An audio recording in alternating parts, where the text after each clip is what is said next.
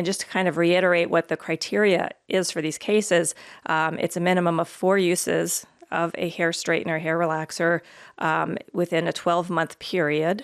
Okay, so minimum 4 uses, and then you get diagnosed at least a year after. So it takes at least a year. But again, most people have used these for years and years and years, and by the time they get diagnosed, this is like a drop in the bucket. Well, I wonder too if, I mean, at least a year after, because you could use it for 3, 4, 5 years, and then maybe you lose your job or you move jobs or some lifestyle change and you stop using the product for a year. Oh, yeah, it doesn't have to be the year before. Okay. It just has to be that it can't be like within the year of the first time you ever used it. Okay, so if, that makes sense. If I used it tomorrow, it would have to be at least a year. But yeah, if you've been using it. And then the cancers that are supported by the science are uterine cancer and ovarian cancer. Prioritizing profits. Dangerous drug and product cases. Good day, everybody. Before we get into the episode, I do have a massive, massive favor to ask. Wherever you're watching this, scroll down, find the review section, 5 stars. There's a like, dislike button. Preferably choose the like button. Comment section, if you can throw a comment in there, like, hey, Ben, I listened to you. Here's a comment, or whatever you want to throw down there, share, send to your friends. Anything you can do, we would really appreciate it. All right, back to the episode. Have a good one.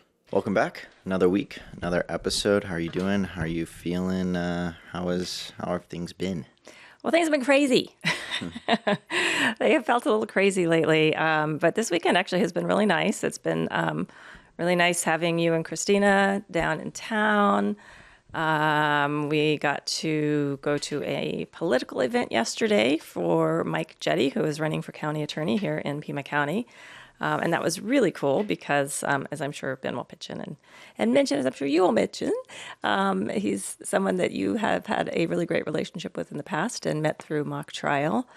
So that was really nice. And then fabulous dinner last night at Vivace here.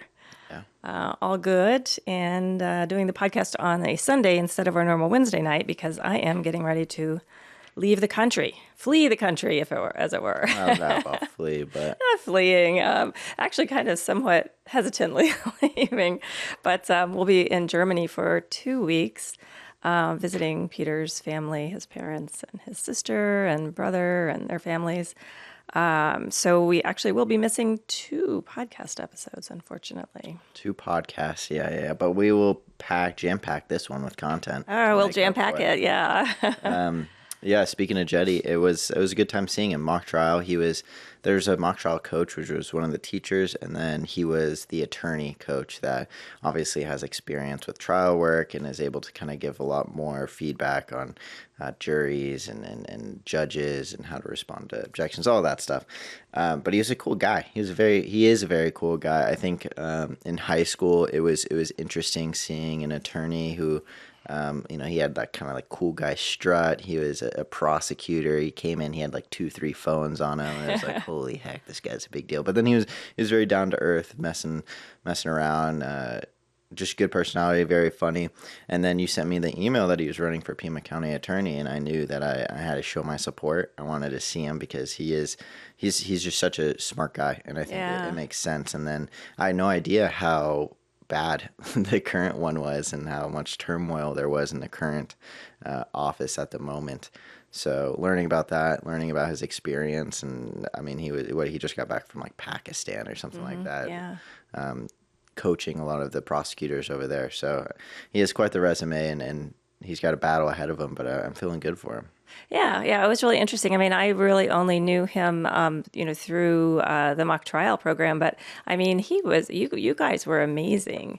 I mean, you had a fabulous team, and he just seemed to really engage with everybody. And that's such a, and it's a very time-consuming project. And that's, in addition, I mean, it's not like he gets paid for that or anything. That was like a volunteer thing that he did. And he just seemed to truly enjoy it. And he was, at your competitions, he just was very proud of you. And I think particularly proud of you, but you were pretty much a star in that program. So there's no question about that. Yeah, no, he's a cool guy. I mean, I always thought about that. He was going to work 9 to 5. I mean, longer some sometimes. Yeah, probably much longer when you're doing trials. Yeah, yeah, It's pretty yeah. much 24/7. And then he had prep for trial after work too, I'm sure. But then he would Mm-hmm. always make time for it. It was like 2 hour practice every day of the week. So Oh, I didn't realize it was every day. yeah, I think maybe we had Wednesdays off, Yeah. but at least 4 days a week. And then sometimes we would do weekend practices, which usually I and like the other team captain would lead. But sometimes if it was close to the competition, he would come down on the weekend and spend 2 hours just sitting at Whole Foods coaching us. So, and just a great guy. And if anyone is living in Pima County right now, highly recommend to look into him, get those yard signs, and reach out, show support, because currently the current Pima County attorney is not great. And this guy's the guy. Well, and actually, it's important to mention, just since we're talking about that this is he's running in the primary because the incumbent is also Democrat. So he's Democrat, and the incumbent is Democrat. There isn't a Republican running. So this race will be decided in the primary election, not the general election in November. So this is the end of July. And yeah, I mean, certainly go online, check them out. Certainly contact us if you have any questions about our opinions. But it's not something that you sit around and wait till November. This is going to happen at the end of the summer or July. Yeah, maybe we do a Facebook post or something like that. Definitely. Yeah. I mean, he's just such a good guy, so I want to make sure we support him as much as possible. But yeah, this weekend's been great. It's been good hanging out, seeing you. Christina's here. She's upstairs corralling the dogs at the moment. Dog sitting. Yeah. And actually, they are silent at the moment, which is shocking. I think we outsmarted them. Well, yeah, so I snuck out. I went out the garage door, said goodbye, told them what I always tell them, to be good, and I'd see them a little bit. Open and close the garage door, so they thought that I was actually leaving. I didn't turn the car on, I didn't go that crazy. And then snuck around the back entrance, and here we are. It worked out. Things you have to do. Well, let's get into the show. You want to start on updates? Sure. So, of course, we've talked about Ozempic time and time again, and I'm sure we will continue to. It is one of the, kind of hot new multi-district litigation cases. We did a little update last week from what we talked about in MTMP, and then this past week, there's an article that came out that had indicated that there's now been over 100 actual deaths in the U.S., and that's not including, around the world. I mean, we had talked a couple shows back about an Australian mom who died. She was hoping to lose a few pounds for her daughter's wedding. Ozempic, died. But so over 100 just in the U.S. that have been reported that we know about. And so, and I don't think that's going to slow down anytime soon. And I just think that it's important to hit on these things because people just don't take it that seriously. And I mean, people are still just running out and getting prescriptions right and left, trying to get it even if they don't qualify for it. And it's all about, losing some weight. And sometimes, yes, it is very much health related, but so many times it's more of a cosmetic, 5, 10, 15 pounds for an event. Mm-hmm. And it's just important that people realize they're putting their life on the line to get into a smaller size. And I forgot, it's not a pill, it's a shot, but is it a shot? Injection? Is it like weekly? Is it? Yeah, it's generally weekly. It's generally a weekly injection. There may be, and again, this is primarily the Ozempic, which is the one for type 2 diabetes. There's also the Wegovy for weight loss, Mounjaro. I mean, there's a couple of them, but my understanding is that I think they are all weekly shots. They may vary slightly, they might vary a little bit. The amount that is prescribed also varies. Yeah, I know. I did a little bit of research this weekend because I think I sent you this, how there was like a post about Ozempic face, celebrity Ozempic face. Yeah, which is really interesting because I didn't realize that. Because obviously skinny face, right? Like you can kind of assume that that's going to happen, but very specifically like saggy face and around the eyelids and whatnot. And then I saw that the shots that they were taking, which I had never like looked up or was really curious about, but going back to kind of how it seems like no big deal. I mean, one shot a week, that's something that I think, you for those 5 minutes that you're doing it, you think about it. But after that, then, in your head, it's probably, you just forget about it, right? Like it's just kind of like a state of being, doesn't seem like a very big deal. You just do it once and then, all of a sudden, wow, this next week I'm not as hungry. Wow, I'm losing a few pounds here and there. But unfortunately, it's a lot more serious and there's a lot more going going on inside the body. Well, and I mean, and then hopefully it's something where you do the shot and then you don't think about it. But unfortunately, what's happening for a lot of people is that they can't not think about it because they're so sick. I mean, they're vomiting, they're having diarrhea, they can't eat, and extreme GI issues, stomach pain, cramping, all They're of just these. powering through this stuff. Well, again, once you've done it for the week, it's in your system. It's you just have to kind of survive it, And then these, the real serious conditions that can happen are this ileus, which is, like an intestinal blockage, or gastroparesis, which is the stomach paralysis, and is oftentimes permanent.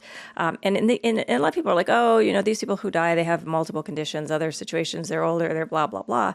But, in this article they're talking about, so the youngest woman so far is a 28-year-old woman who died, and it says, in quotes, intestinal mass, which probably is the ileus, the intestinal blockage. But again, this is a young, healthy woman who was diagnosed as a result of this intestinal mass and actually passed away. Another one was a pregnant woman who was taking Ozempic while she was pregnant, which seems like not a great idea. In fact, the drug makers do advise against it. But again, it just, here you go, people going off label and even off recommendations, just this extreme. Well, I can't even imagine trying to lose that much weight while you're pregnant. Like, you're supposed to be gaining weight. The floor is pretty high up there with how low you can go in weight. There's only so much you can really do. And who knows what her, weight was before that. But so then now they're saying the FDA has recorded 117 fatalities since 2018. Let's see, actually it was 81 were specifically linked to semaglutide, which is the Ozempic and Wegovy. 36 were linked to the Mounjaro and Zepbound. But that's, it's too much. It's just too serious. Yeah. And it's a lot. And I think, it's just a matter of time until we start hearing more stuff about celebrities, like the people that are kind of pumping this and promoting it. And maybe not even promoting it, but at least like talking about it, and it's more or less public knowledge that they're on it, that we start seeing serious issues. And I think that's the only time where there's going to be big change, where there's going to be, this gets a lot of publicity. Yeah, this these publicity. Regular people, that's not. No, not at all. Grabbing the public's attention as much. I think everyone has this idea, like, sure, it happens. Of course it happens, but it's not going to happen to me. It's not going to, there's no chance. But then when you see a celebrity who, I think, just the way that society treats celebrities, they're always like this infallible, indestructible kind of beings, not necessarily humans, the ideas of them. And then you see that happen to them. I think that will probably make a lot of people click, where they're like, oh, wow, if it can happen to them, then it can definitely happen to me. Well, maybe. I don't wish that on anybody, but who knows, maybe it would turn the tide. Another thing that I've been seeing a lot on the social media is kind of this backlash of, stop shaming people for wanting to lose weight. It's a tool. It's a viable medical tool that we didn't have before, and so in fact, I see these ads like pop up on my feed that are like, you don't have to be embarrassed, just lose the weight. And then there's also, companies pitching microdosing. So who knows how that works, because obviously that's not something that was studied, because people don't microdose for diabetes. Hello. Yeah. And then also there are some people coming out now that this healthy way to do it, where and it is important that if you are on it for, a medical reason, that you also use weight training, exercise to build muscle back up, because, as you lose you're losing fat, but you're also losing muscle, and it's very dangerous to lose muscle. Yeah. So then there's, these programs where it's like, do it with us. We'll supervise you. We'll make sure that, you're healthy while you do it. So it's just, this thing isn't going away anytime soon. A lot of drama about it. And like you said, if and plenty of celebrities are doing it and admitting it now. For a while they were hiding it. Now they're coming out of the closet. Oh, you can't really hide it at a certain point. Well, it could be that they actually, I don't know, that they had cancer, or that they really were on some crazy diet. I don't know. Yeah. Anyway, yeah. So that's ongoing. What other updates you got? Okay, so hair relaxer, that's one of the cases that we're actively involved in right now. And for anybody who wants, really in-depth information on that, we talked about that actually in episode 1 of the podcast. Wow. It was that long ago, huh? Yeah, that's crazy. Yeah, and it was super new at that time. It wasn't even an MDL, but it obviously is now, and the discovery process is ongoing. No trial date set yet, but there is a lot lot of information coming out, and the judge actually allowed discovery of documents going back to like the 1970s. Jesus. Right. Well, I mean, you think about it. I mean, that was when these products were becoming very popular here, and really pushing women to kind of, to use these products to fit in or to look. Well, I never imagined that this was the problems with the products existed back then, because I mean that's a very long time, and then obviously it's very new. It's just now coming up, and the diseases and cancers coming from and take a long time to develop. So, well, but figuring out the link. I mean, I'm sure that there were women developing cancer. Again, I mean, not the first time you use it, obviously, but people who were using it and probably over the years. But that's what's kind of crazy about a lot of these, products and medications is that there oftentimes is a long period of years and years. And then finally there's like a link, like, wait a minute, why is it that more Black women in this age range are getting this condition? What could it be? Is it, just their other differences, or is it something that they're actually using? And then what things are they using that, other women are not using? So, I mean, who knows what's out there, but obviously the link has been established, and this case is moving forward. No trial date, as I said, but so this is very active. If people have cases, it is important to get in contact with an attorney, get them filed. At this point, if you're diagnosed with the condition, definitely important to reach out. If you've been diagnosed with it in the past, again, there might be some time issues, but get in touch right away so that you can try to avoid those time issues. And just to kind of reiterate what the criteria is for these cases, it's a minimum of 4 uses of a hair straightener, hair relaxer within a 12-month period. Okay, so minimum 4 uses, and then you get diagnosed at least a year after. So it takes at least a year.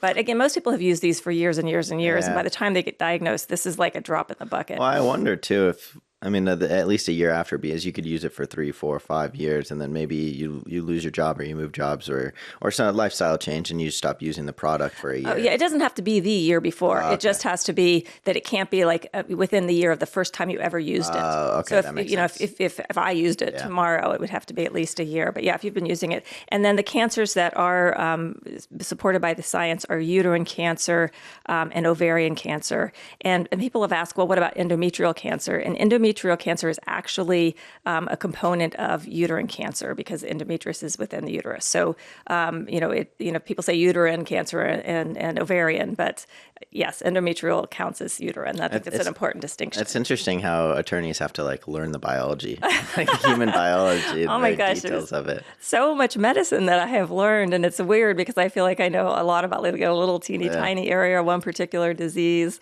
Do you ever have to correct Peter when he's talking about something? Like, oh, actually, that's this. Well, sometimes we disagree about things, but it was actually really interesting. We were at dinner the other night, and I read a lot of these like MedPage and different medical journals and listserv articles and things, and I had noticed that there's a medicine that he prescribes regularly called flecainide, and I was like, oh, I just read about that being delivered nasally. I said, that's kind of interesting, and he said, what? Wait a minute. And they Googled it. And he's, well, you're right. And it's kind of interesting because again, that's for atrial fibrillation, and anything delivered nasally works a lot more quickly than if you have to. Cocaine.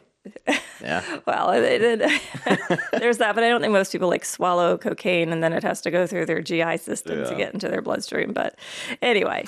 One thing that I did want to ask is, so they're opening up documents back to 1970, right? Mm-hmm. So generally when there are cases like this where it's the product's been out there for so long and that these cases or the documents are being opened up from tens and tens of years prior, what does that look like with information that's available? And usually kind of the wrongdoings, because I know, for example, with the baby Johnson & Johnson baby powder, it was so old, that's been going on for so long, and it felt like because of how long it's been out there and how many issues there's a lot more stinky business coming out of Johnson & Johnson. But then there's other ones like the stomach problem pill for indigestion. I forgot what the PPIs, or it was like the Zantac. Zantac, which was pretty new. I don't. It wasn't like there was documents going tens of years back on that, and that didn't seem like there was too much stinky business going on from the manufacturer. So if these products are out for 30, 40, 50 years,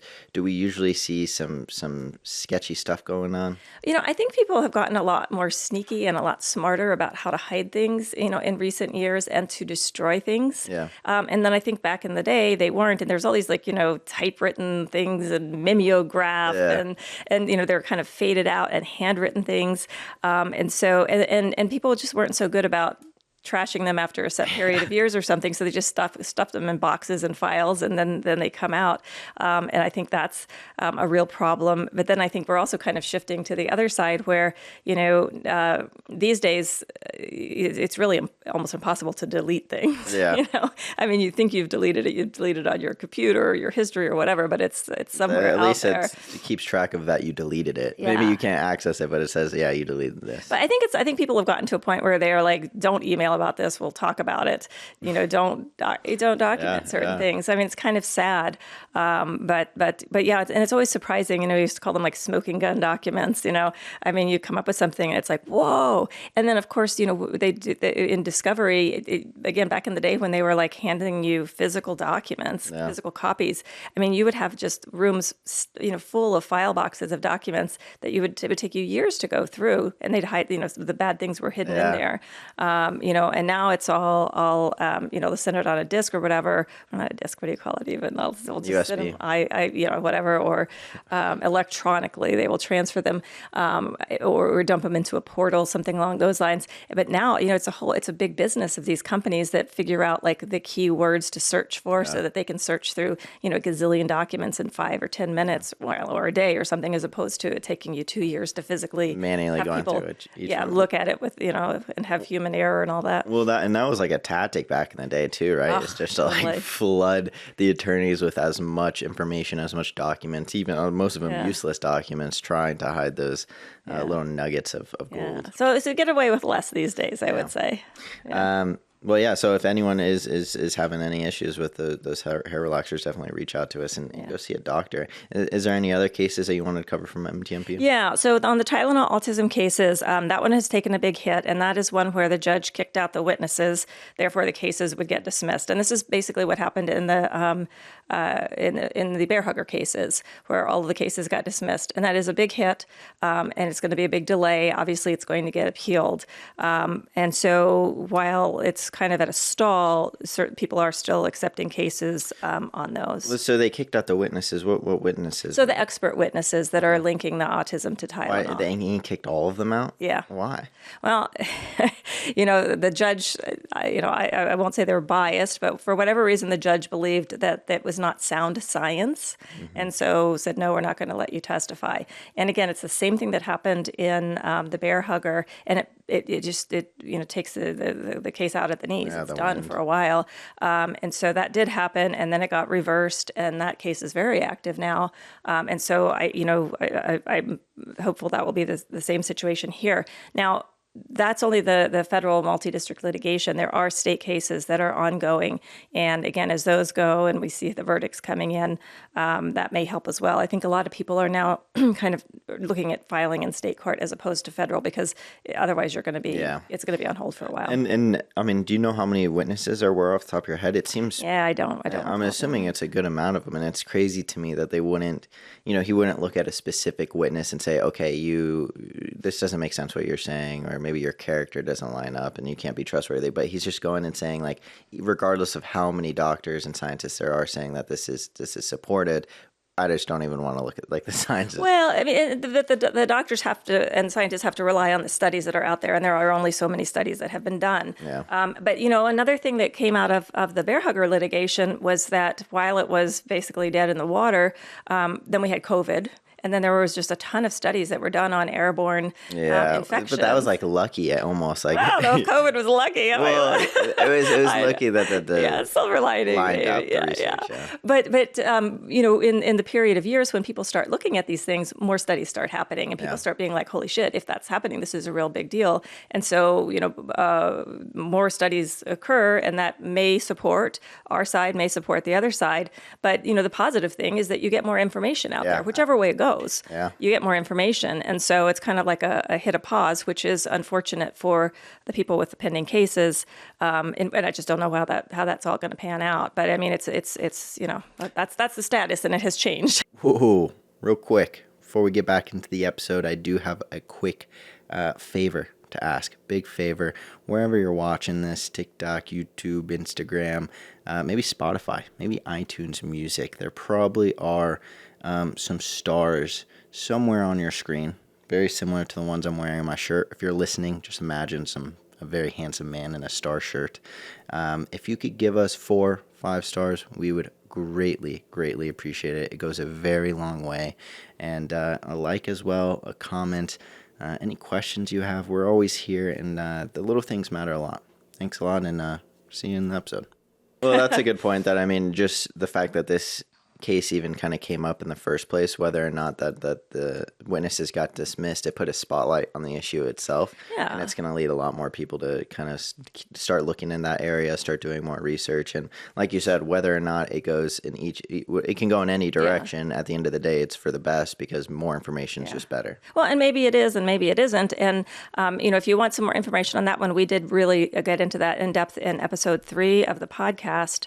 And I think that the other thing that's a real positive here is just that that the information is out there. And so do we know that for sure it causes or contributes to autism? We don't know that right now. We know that there are a number of studies that suggest that it does. And so for me, if I were in childbearing age at this point, I would say, you know what? Okay, maybe it doesn't. But if there's any evidence that it does, I'm not going to take it. Yeah, better safe than sorry. Absolutely. Well. And so I think that it's really, a good thing that information is out there. Just don't take Tylenol while you're pregnant. Maybe you could have, but, better not, I would say. Yeah. And definitely don't take Ozempic while you're pregnant. Yeah. Skip those two. Well, that's unfortunate for that case. Any more positive information from MTMP or? Actually, a couple quick ones, and then we'll hit hernia mesh. So Bard Power Port, that one is going strong. We talked about that in episode 15. If anybody wants to kind of jump in there, this is the it's a delivery port for medications, usually chemotherapy for cancer, but it has a high risk of fractures and infection and thrombosis. This one's gotten up to about 180 cases pretty quickly, and they are currently selecting bellwether trials. So this one's moving pretty quickly. Yeah. Again, this is one of those situations where people are already ill. They're requiring IV meds. Yeah. And then they're put at risk of these really serious, gnarly shit. I mean, well, yeah, like bloodborne infections where you go septic and people die. I mean, they really do. And, and their immune system's already compromised. So really scary situation. And there's a lot of these out there. So, if you've had, and you may not know what kind of port you had, but if you had a port and got a horrible infection, or somebody, close to you did, it's definitely worth looking into. Yeah. Yeah. All right, Paragard, the IUD. We talked about that again in episode 19. And these are the IUDs that are having an issue with breaking upon removal. And they're supposed to last up to 10 years for continuous birth control. And, an important thing here, too, is that if you're removing it, it's probably because you want to have a baby. Mm-hmm. Or maybe you're too old to at that point, but probably you're removing it because you want to have a baby. And when it breaks on removal, it can cause major disaster, even up to hysterectomies and infertility. Really bad news. And that one, there's no trial date yet, but it's a pretty active one. And if people have those situations, they should be jumping in sooner than later. Definitely. And I think that one's really important to get the word out about that, because there are so many other options. And I mean, oh, right. Yeah. And that one is just, I mean, like you said, it's pretty gruesome when things do go bad. Yeah. And so then the last update from the MTMP on hernia mesh. And hernia mesh, we've probably talked your ears off about that. We went into a lot of detail on that one in episode 8 and episode 15. And, this one has just dragged on forever.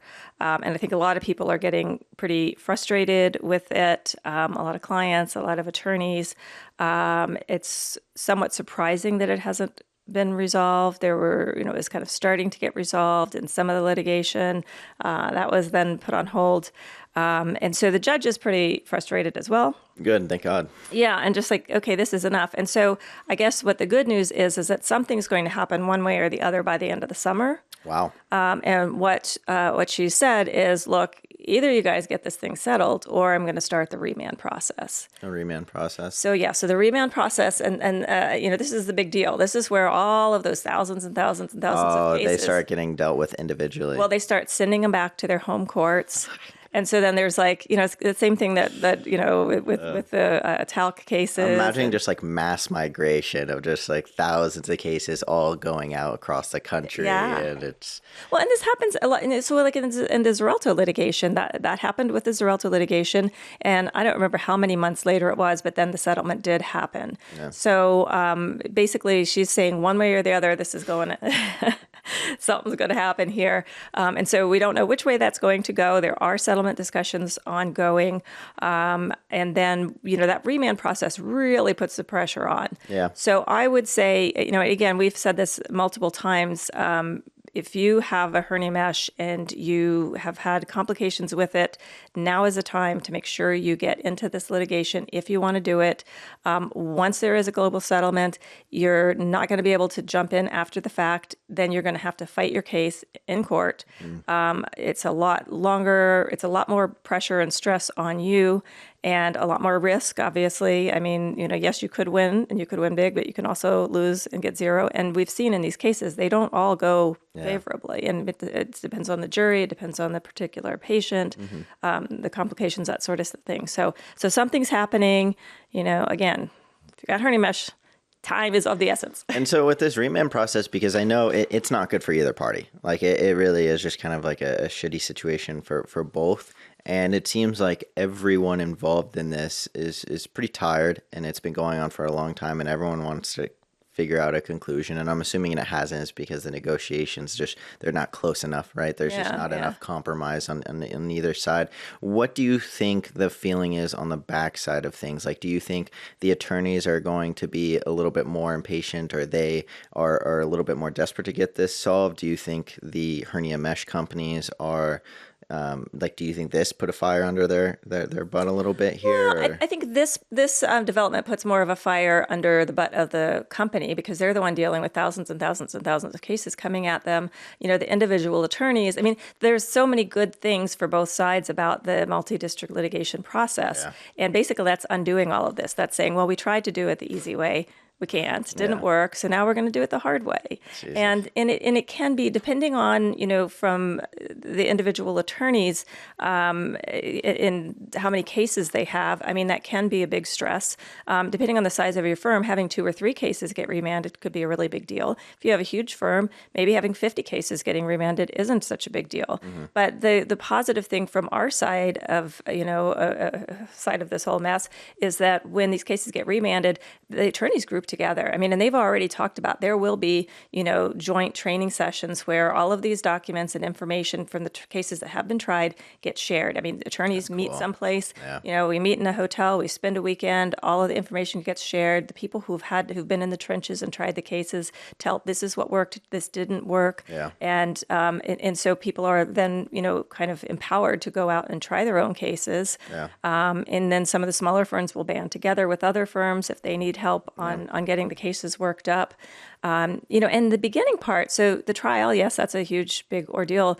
But initially, you're just doing several depositions and some information exchange. They'll pick usually the plaintiff, maybe the implanting doctor, a damages expert. I mean, those are not overwhelming for people who have cases. I mean, we do those kind of depositions all the time. You can do those. Definitely power in numbers. It's really interesting because I can't really think of any other profession or any other field where independent businesses that are, more or less competing, not really, right? Like, obviously you want as many cases as you can get, and there's only so many out there. but independent businesses having to come together and really co-collaborate for the greater good of the whole, and everyone be so willing on it. It's not like, you're grinding your teeth showing up to these appointments. Yeah. Like, people, I'm sure, are like pretty excited and relieved that there's going to be this massive support and sharing Oh of yeah, information. absolutely. Well, and I mean, the whole thing is it's everybody's kind of fighting against the big bad company, Yeah. right? And you have the cases you have. I mean, yeah, when people are out there advertising for them or trying to get the cases, they want the case to come to you, not the firm next door. But at the same time, now we're all on the same boat and we're all fighting, the same big company, and it's best to share the information and make it as easy as possible. And a good verdict for your next door lawyer is a good verdict for you, because the more times that they get hit with strong verdicts, the more likely are they to finally just settle all of them. Yeah. So you want everybody to win. Yeah, that's interesting. I feel like most people don't really recognize how much of like a team atmosphere and almost community the mass tort attorneys, personal injury attorneys are, and because it's essential. It's essential when you're going against these big guys. Sure. And I'm sure a lot of clients, they unless they're doing research on their own, it really just seems like it's your individual firm having all these communications, and maybe you don't understand how there's like representatives and whatnot, but. Yeah, crazy to see everyone kind of coming together for the greater good. It's good to see. Well, and just hopefully this thing is going to get done, because I mean, some of the these clients that we've had for like 8 years now. Jesus. I mean, it's unfortunate. Yeah. Any recalls? Yeah, a couple of recalls to talk about. One that I thought was kind of interesting. There's some zipline kits that were sold on Amazon that have been recalled with due to fall injury, which sounds like the kind of injury you would expect on a zipline. Yeah, I think we talked a long time ago about these crazy zipline injuries at resorts and all of that. No. But these are like backyard ziplines. No, that's what I'm thinking. Is that you buy usually you have like a at-home make your own ice cream kit. But instead, you have a zipline kit that you're setting up across tens of yards and, above feet, tens of feet in the air, a lot more risky. And I don't know if even if I had the experience and ability to set something up like that, I don't know if I would trust myself to be making that as secure as it would need to be. Yeah, and then put your kit on it. It's kind of scary. So there's about 6,600 of these things. They were sold on Amazon, and the brand is called Jugader, Jugader. Jugader. I don't know. It's like you got her, but Jugader zipline kits. But there's been 20 reports of the cable breaking, resulting in injuries, kids falling, breaking bones, other injuries, and obviously, depending on where it is, it could be really bad news.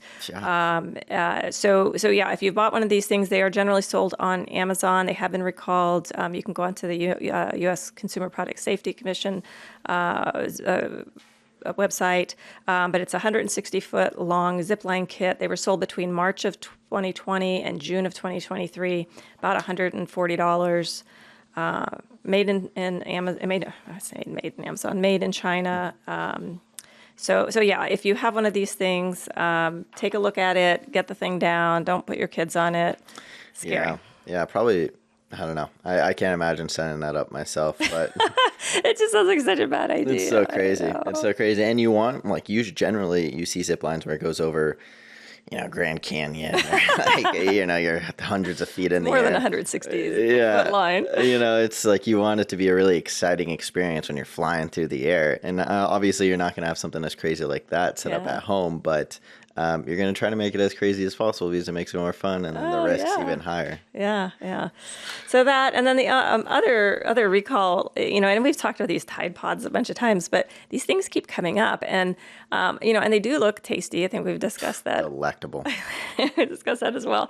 And it seems to me like people should know by now to keep these things out of the hands of kids.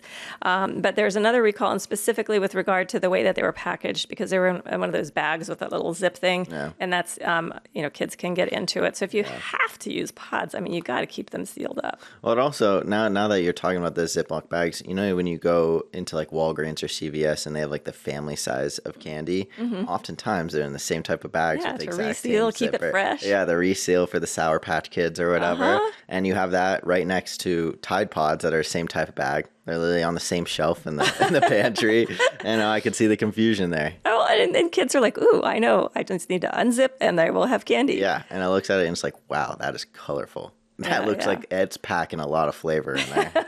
Then we have the blue flavor and the red flavor. Yeah. Anyway, again, I think most people know that, but it's come out again and been a big old issue.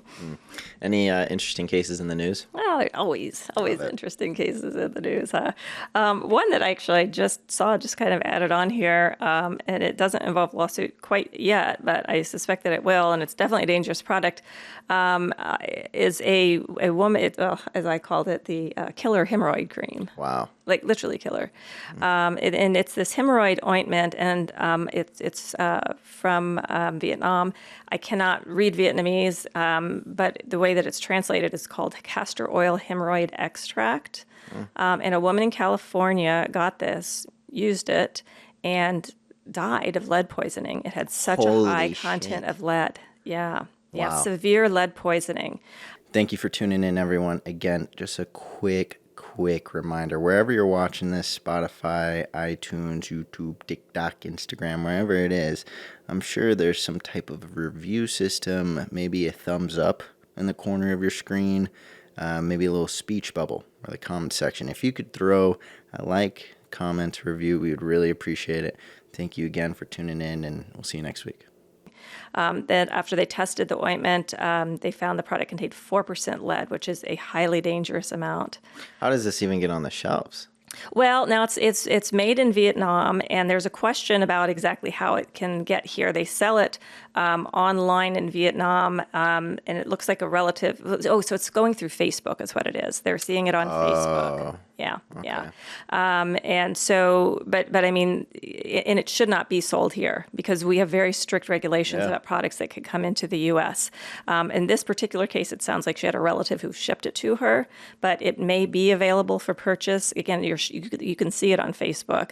That seems like such a extra step. You see, first of all, I mean, I get online shopping. I get those advertisements. Trust me. I mean, I see things for like jewelry or clothing. I'm like, oh wow, okay, you got me, you sold me. But hemorrhoid cream, seeing an ad for that usually doesn't kind of get that switch to flip. Like, wow, okay, you sold me here. And then also to go through the extra step of having a family member go to the store and buy it and send it over, compared to just going to like CVS and picking up a... Well, and I think that the family member got it on Facebook and sent it to, her relative. But I mean, it's touted as this miracle treatment for hemorrhoids. And I will just say I have not had hemorrhoids. So I mean, but maybe they are just, you try the regular things and they don't work and you can't sit down. And, and then, somebody says there's a miracle. And I would say too, just like there's a lot of products, just other types of products where I'm like, well, yeah, I've tried a million of those things, but this one says it's a miracle.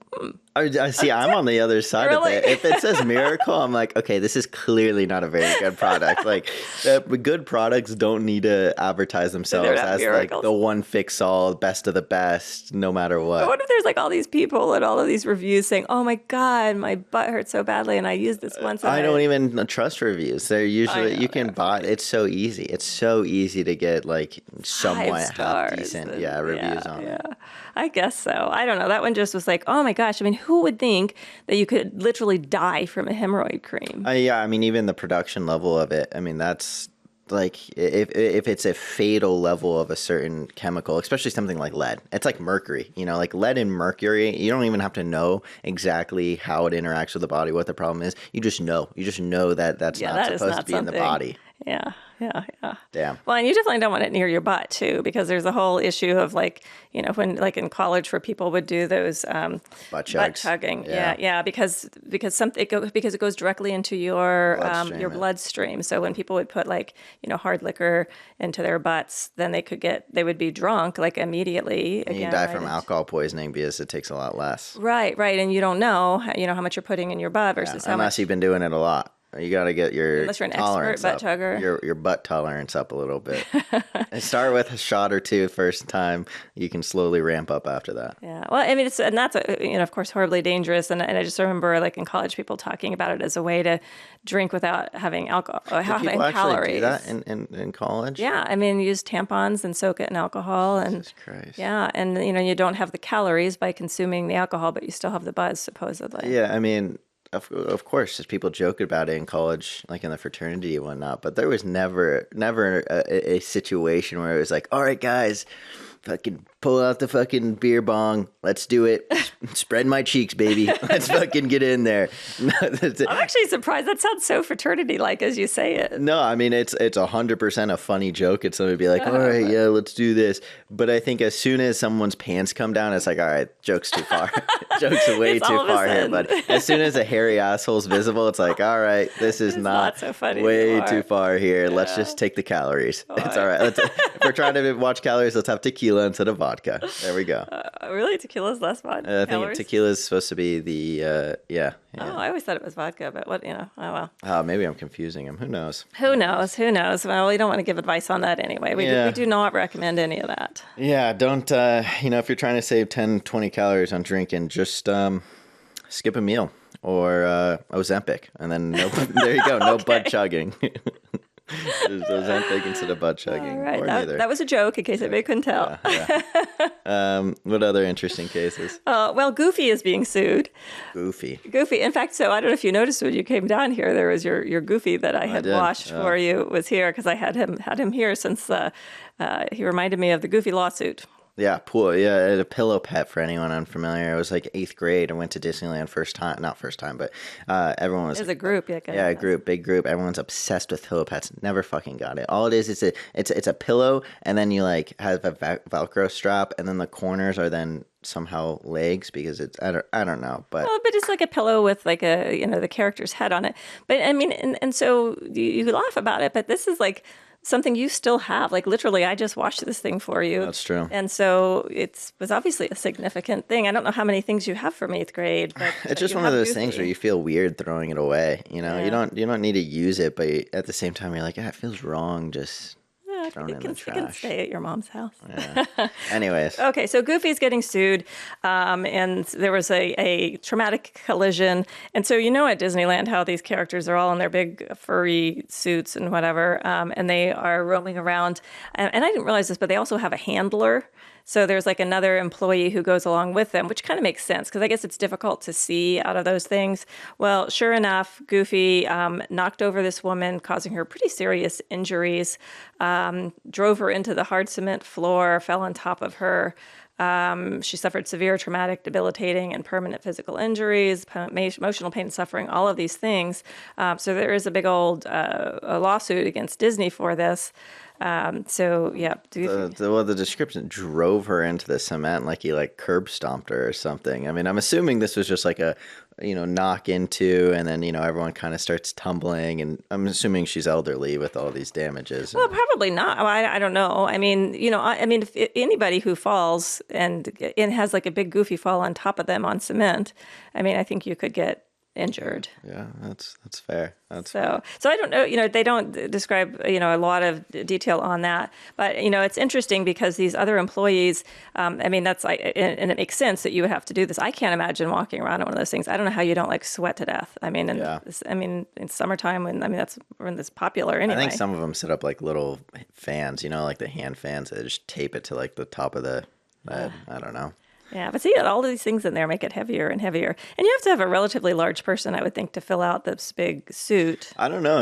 When we went to New York the other week, there's people that you don't necessarily think fit the body type for Minnie Mouse or the Hulk are in Times Square. Yeah, but those are like weirdos who are just trying to get money for posing with a picture. They're not like, sanctioned, representatives of these Disney characters, right? I'm surprised they haven't been hit with cease and desist quite yet, but...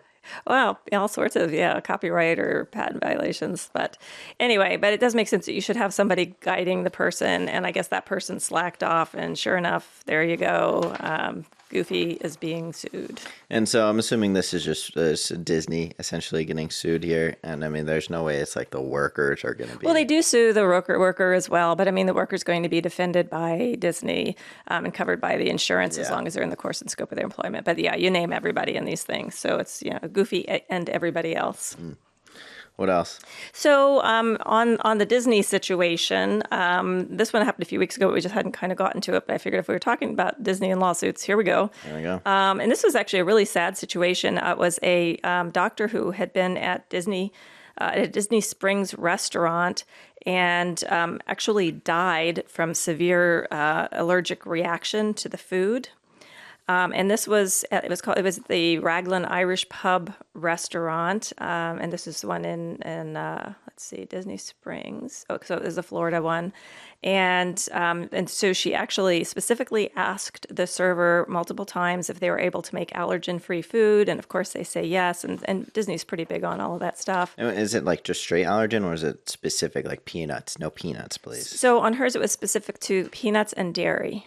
Okay. Yeah, I mean, not something crazy, right? Yeah, that's reasonable. Yeah, and so, and it says Disney advertises and represents to the public that food allergies and or the accommodations of a person with food allergies are a top priority. So she ordered, let's say they had broccoli and corn fritter, scallops, and onion rings were the items. They have their meal, and then they split up to go shopping.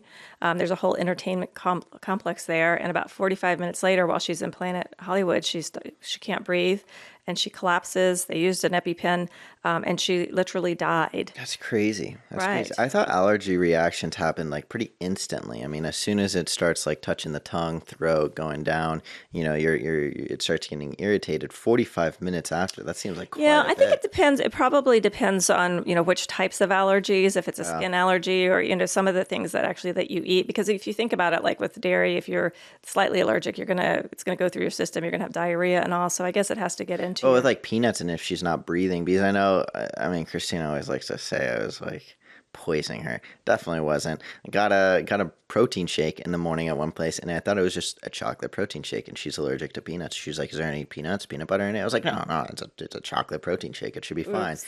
And as soon as she took a sip, she tasted it, and her mouth went a little numb, and then she felt like kind of nauseous for the rest of the day. But she said as soon as she Right away, yeah. right away, it started getting a little numb and like throat kind of closing up a little bit. It's not as severe, and it wasn't Yeah. super bad, Yeah. but I mean, that's what I'm thinking. Like 45 minutes, if it's something where she can't breathe, the throat's closing up.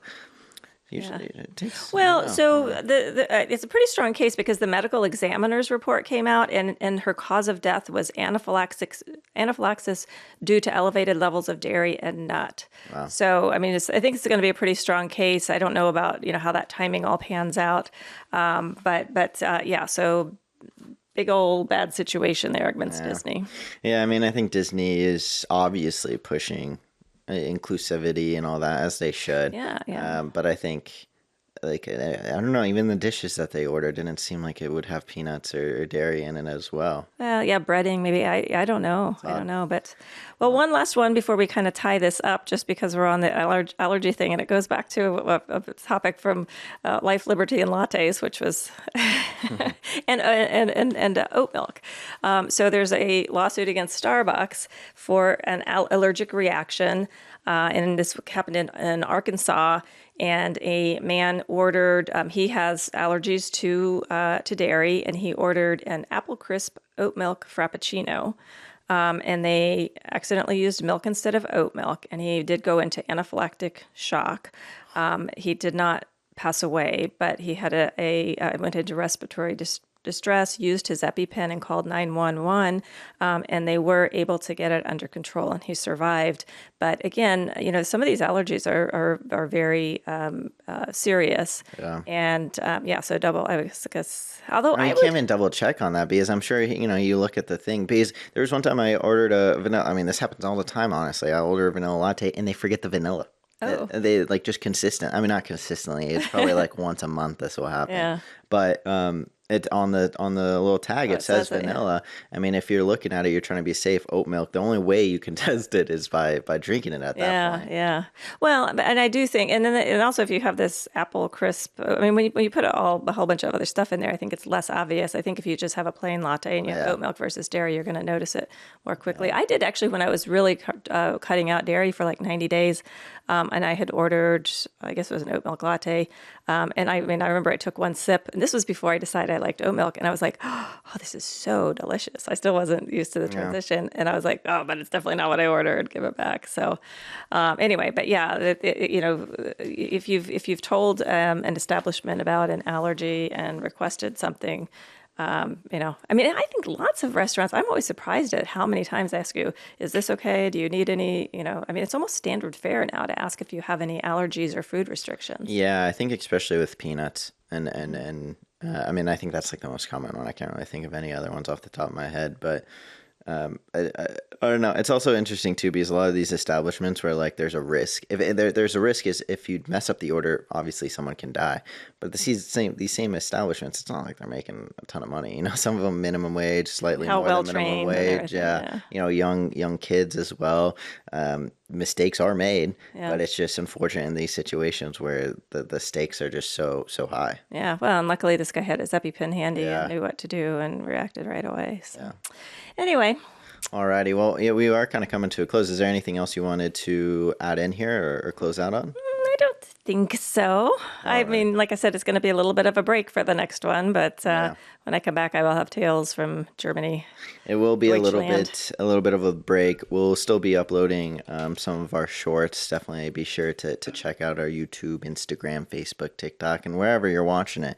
Throw us a like, throw some stars up, maybe a comment here or there. We would greatly appreciate it. And if you are in Pima County, maybe not even in Pima County, check out Mike Jetty. He is a fantastic guy. I don't have enough great things to say about him. Like I said, I mean, I didn't even really know much about the Pima County attorney role and the person currently in it, but I think it's worth looking into and doing some research. We're definitely big Mike Jetty fans here. And if you have any questions or concerns, like I said, you can throw in the comment section. If you wanted to be a little bit more anonymous, you can also email us, podcast@showeredlaw.com, and we'll be more than happy to answer any of your questions or talk about your experiences, your stories, and who knows, maybe some other people have the same questions or your experience may help them as well. But with that being said, I hope everyone has a fantastic week, and it may be a little bit of a break, but we will be back, and we'll see you next time. Have a good one. Prioritizing profits. Dangerous drug and product cases.